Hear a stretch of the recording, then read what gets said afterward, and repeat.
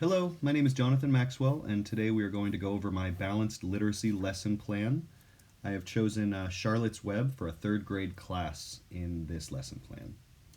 So, here on the first slide, you can see the description of the piece of high quality literature. Charlotte's Web is a classic children's novel that tells the story of a pig named Wilbur and his unlikely friendship with a clever spider named Charlotte.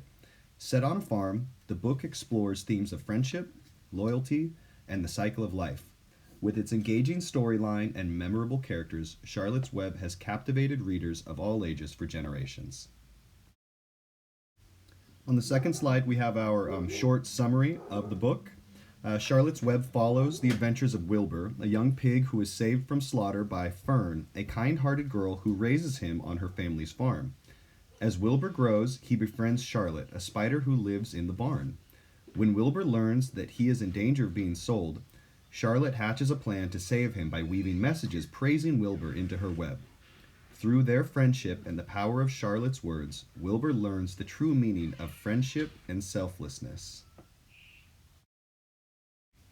On slide 3, we go over the appropriateness for teaching the standard. Charlotte's Web is appropriate for teaching the Common Core ELA standard CCSS ELA Literacy RL 3.3, which focuses on describing characters, settings, and major events in a story using key details. The book offers rich opportunities for students to analyze characters such as Wilbur, Charlotte, and Fern, as well as the setting of the farm and the major events that occur throughout the story. On slide 4, we go over the selected standard, CCSS ELA Literacy RL 3.3, which states describe characters in a story, in essence, their traits, motivations, or feelings, and explain how their actions contribute to the sequence of events. On slide 5, we go over the learning objective. Students will be able to describe the traits and motivations of the main characters in Charlotte's Web and explain how their actions contribute to the sequence of events in the story. On slide 6, we have the selected vocabulary. For this book, I chose pig, spider, friendship, loyalty, and web. On slide 7, we have the strategy for teaching vocabulary. I will introduce each vocabulary word using context clues from the book and provide opportunities for students to practice using the words in sentences. For example, I might ask students to identify words related to animals and friendship in the story and use them to describe the characters and events. On slide 8, we go over into or before reading. Before reading the book, students will participate in a brainstorming activity to activate their prior knowledge about pigs, spiders, and farms.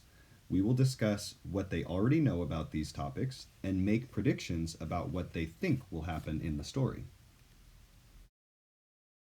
On slide 9, we talk about through or while reading. While reading the book, I will pause at key points to ask questions about the characters' traits, motivations, and actions. Students will also participate in discussions and small group activities to analyze the characters' relationships and how they contribute to the sequence of events in the story. On slide 10, we talk about beyond or after reading.